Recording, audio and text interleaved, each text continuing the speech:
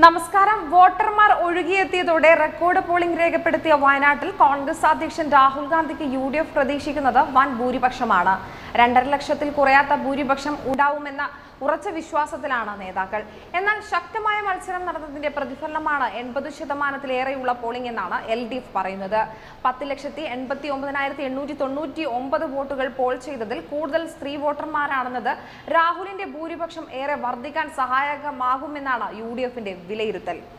2014 UDF സ്ഥാനാർത്ഥിയോടുള്ള താൽപര്യക്കുറവ് കാരണം 71.32% മാത്രം Paul ചെയ്ത സുൽത്താൻ ബത്തേരിയിലാണ് ഇത്തവണ ഉയർന്ന പോളിംഗ് 81.93%. പുൽപ്പള്ളി, മുള്ളൻകൊല്ലി ഉൾപ്പെടെ UDF ശക്തി കേന്ദ്രങ്ങളിൽ രാഹുലിന് വമ്പൻ ഭൂരിപക്ഷമാണ് കണക്കുകൂട്ടുന്നത്. ചുരത്തിനു മുകളിൽ നിന്നു തന്നെ ഇത്തവണ മുൻതൂക്കം നേടുമെന്നും കോഴിക്കോട്, മലപ്പുറം ജില്ലകളിലെ 4 മണ്ഡലങ്ങളിൽ മികച്ച മാർജിൻ നേടുന്നതോടെ ചരിത്ര ഭൂരിപക്ഷമാകും എന്നതാണ് UDFന്റെ വാദം. ന്യൂനപക്ഷ മേഖലകളിൽ കനത്ത പോളിംഗ് നടന്നതാണ് വൻ ഭൂരിപക്ഷത്തിലേക്കുള്ള മറ്റൊരു സൂചകം.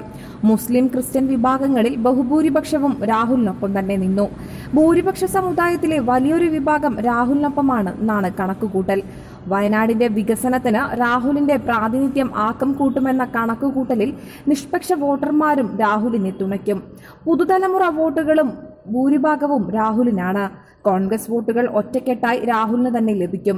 പരമ്പരാഗതമായി LDFനൊപ്പം നിൽക്കുന്ന വലിയൊരു വിഭാഗം വോട്ടർമാർ രാഹുലിന് വോട്ട് നൽകി. മലപ്പുറത്തെ മണ്ഡലങ്ങളിലെ മികച്ച പോളിംഗും അനുകൂലമാകും.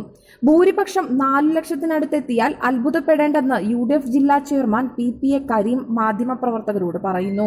എന്നാൽ രാഹുൽ ഇഫക്റ്റ് ഒന്നും ഉണ്ടായില്ലെന്നും ശക്തനായ എതിരാളിയെ കരുത്തോടെ പ്രതിരോധിച്ചെന്നും മണ്ഡലം LDF convener P Santhosh Kumar പറയുന്നു.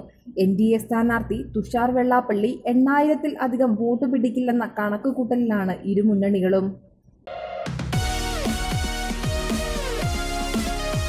വാർത്തകൾ ഉടനടി അറിയാൻ top news Kerala YouTube channel subscribe ചെയ്ത് ബെല്ലൈക്കൺ അമർത്തി ലൈക്ക് ചെയ്ത് ഷെയർ ചെയ്യുക.